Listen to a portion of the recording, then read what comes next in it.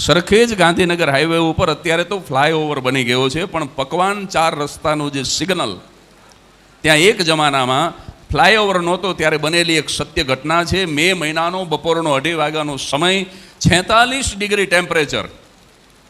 અને સાહેબ, એક 8-9 વર્ષનો એક ગરીબનો છોકરો એ ખુલ્લા પગે ભારતના ઝંડા વેચે છે. કોઈ ઝંડા લીજીએ સાહેબ, કોઈ ઝંડા લીજીએ. સિગ્નલ બંધ થાય અને ગાડીઓના કાચ પાસે જઈને કરગરે કે કોઈ ઝંડા લીજીએ. આપણો તિરંગો ઉગાડા પગે આવી ગરમીમાં એ વેચે છે. જો કે આ સિગ્નલ યાદ આવ્યું એટલે એક નાનકડી રમૂજ હું મારી ઈચ્છા નથી રોકી શકતો, કારણ કે જીવ તો હાસ્ય કલાકારનું. સાહેબ, અમદાવાદના પોલીસે એટલા બધા સેન્સ ઓફ હ્યુમરવાળા, અમદાવાદના પોલીસે અદ્ભુત. એકવાર હું બાઇક ઉપર આ જ સિગ્નલ ઉપર ઊભેલો અને લાલ લાઇટ હતી, બધા ઊભા હતા અને બન્યું એવું કે ગ્રીન લાઇટ થઈ ગઈ, બધા જતા રહ્યા. પણ અમે કલાકારોને, એમાંય કેતનભાઈએ કહ્યું એમ, કલા તો ખરી, પાછી કલમ વધારાની, એટલે કંઈક નવું વિચારવું, નવું લખવું, એવા વિચારમાં હું એકલો ઊભેલો. લીલી લાઇટ થઈ ગઈ, બધા નીકળી ગયા અને એકલ વીર અવિનાશી તો કોરો ધાકોળ કાગડા બાઇક ઉપર એકલો ઊભો હતો. પણ સાહેબ, અમદાવાદની પોલીસને સાહેબ સલામ કરવી પડે. એણે આવીને મારા ખભા ઉપર હાથ મૂકીને મને એક જ વાક્ય કીધું, એ તમને બહુ ગમશે. મને કે નીકળવું હોય તો નીકળી જા, હવે આનાથી વધારે લીલી નહીં થાય.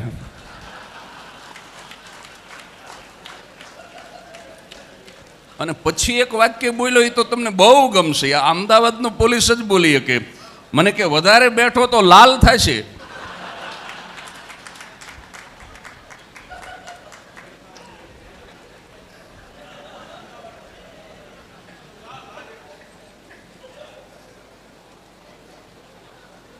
આઠ 9 વર્ષનો છોકરો સાહેબ, 46 ડિગ્રી તાપમાન, અને ઝંડા વેચે. કોઈ ઝંડા લીજીએ સાહેબ, કોઈ ઝંડા લીજીએ. અને દુર્ભાગ્ય તો એ હતું કે BMW, ઓડી અને મર્સિડીઝમાં નીકળવાવાળા પણ આ ગરીબના છોકરા સાથે બાર્ગેનિંગ કરતા હતા. ક્યાં ભાવે એક ઝંડે કા, કે 10 રૂપિયા, કે 25 મેં 3 દેગા.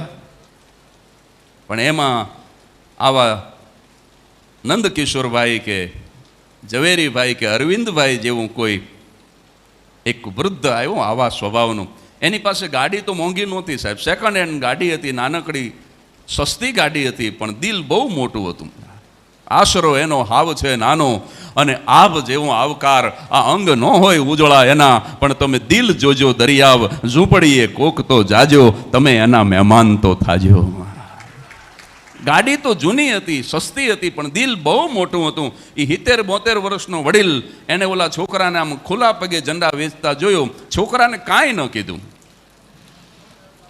તરત જ પોતાની કારને નજીકના બૂટના શોરૂમમાં વાળી અને 500 રૂપિયાના એ છોકરાના માપના નવા બૂટ લઈને વડીલ સિગ્નલ ઉપર પાછા આવ્યા. પેલા છોકરાને બોલાવ્યો કે અહીંયા આવ. છોકરો આવ્યો એટલે એટલું જ કીધું કે લે આ બૂટ પહેરી લે. અને પોતે ખરીદીને પહેરતો એમ જરા પણ આનાકાની કર્યા વગર એ ગરીબના છોકરાએ ફટાફટ બૂટ પહેરી લીધા. પણ હવે સાંભળજો સાહેબ, ઘટના હવે બને છે. ફટાફટ બૂટ પહેરી અને એ છોકરાએ વડીલનો હાથ પકડીને એક સવાલ કર્યો તો એ 46 ડિગ્રીમાં, કે સાવ સાચું કહેજો, તમે ભગવાન છો ને?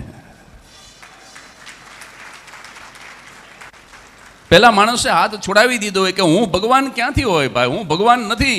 તો ફરીથી હાથ પકડીને એ ગરીબનો છોકરો બીજો સવાલ કરે છે કે જો તમે ભગવાન નહીં હોય તો તમે ભગવાનના મિત્ર 100% હશો, ફ્રેન્ડ ઓફ ગોડ. પેલા વડીલે કીધું કે શેના ઉપરથી કહેશ? તો કે કાલે રાત્રે 12 વાગે હું રડી પડ્યો. કાલે રાત્રે 12 વાગે પથારીમાં પડ્યા હું રડવા માંડ્યો. શું કામ? કારણ કે મારી આંખમાં નીંદર હતી. પણ આખો દિવસ આવી ગરમીની અંદર આ બધી મોટરોની પાછળ ખુલ્લા પગે દોડી અને મારા પગમાં જે ભંભોલા પડ્યા, એની અંદર જે પાણી ભરાઈ ગયું, મારા પગની પીડા મને સૂવા નહોતી દેતી. આંખમાં નીંદર હતી પણ પગની પીડાને કારણે હું સૂઈ નહોતો શકતો, અને એટલા માટે હું રડી પડ્યો. અને મેં રડતા ભગવાનને કીધું કે હે ભગવાન, તે ભલે મારા બાપને મારી પાસેથી છીનવી લીધો, એ દીકરાનો બાપ ગુજરી ગયો છે. તે ભલે મારી માને બીમાર કરી, એની માં બીમાર હતી, અને રડતા રડતા એને કીધું કે તે ભલે મારા બાપને મારી પાસેથી છીનવી લીધો, ભલે મારી માતાને બીમાર કરી, પણ હું મંદિરની બહાર બેસીને ભીખ નહીં માગું, હું ઝંડા વેચીને મારા પરિવારનું પૂરું કરીશ. જો તું ગરીબનો અવાજ સાંભળતો હોય તો આ ગરમીએ તું મોકલીશ. મારે બીજું કાંઈ નથી જોતું ભગવાન, મને જો તું એક જોડી બૂટ અપાવી દે. જો તું ગરીબનો અવાજ સાંભળતો હોય તો મારે ભીખ નથી માગવી, મારે મહેનત કરવી છે, પણ મને જો તું એક જોડી બૂટ અપાવી દે તો હું ઝંડા વેચીને મારા પરિવારનું પૂરું કરીશ. ગઈકાલે રાત્રે 12 વાગે રડતા રડતા ભગવાનને આ પ્રાર્થના કરીને હું સૂતો, અને આજે તમે માગ્યા વગર બૂટ લઈને આવ્યા, માટે સાવ સાચું કહેજો કે કાં તો તમે ભગવાન છો અને કાં તો તમે ભગવાનના મિત્ર છો. સાહેબ, આટલું એ છોકરો બોલ્યો ને સિગ્નલ બંધ થયું, ધંધાનો સમય થયો, ગ્રીન માંથી રેડ લાઇટ થઈ, ગાડીઓ ઊભી રહેવા માંડી. છોકરો તો જતો રહ્યો નવા બૂટ પહેરીને. કોઈ ઝંડા લીજીએ સાહેબ, કોઈ ઝંડા લીજીએ. પણ પેલા ઉદાર દિલ વડીલ, કદાચ એનું બ્લડ ગ્રુપ એ નંદકિશોરભાઈના બ્લડ ગ્રુપનું હશે, કદાચ એ વડીલનું બ્લડ ગ્રુપ એ આપણા ઝવેરી કાકાના ગ્રુપનું હશે, કદાચ એ વડીલનું બ્લડ ગ્રુપ એ આપણા અરવિંદભાઈના ગ્રુપનું હશે. એ વડીલ પોતાની જૂની કારમાં બેઠો, અને એ કારમાં બેઠા બેઠા એને જે વિચાર આવ્યો સાહેબ, એ એક વિચાર કહેવા માટે એમ માનજો કે સુરેન્દ્રનગરથી લીંબડી સુધી આવ્યો છું. એ વડીલને પોતાની કારમાં બેઠા બેઠા એક જ વિચાર આવ્યો કે ઈશ્વર થવું ભલે અશક્ય હોય. હરતો ફરતો માણસ ભગવાન હોય જ ન શકે સાહેબ.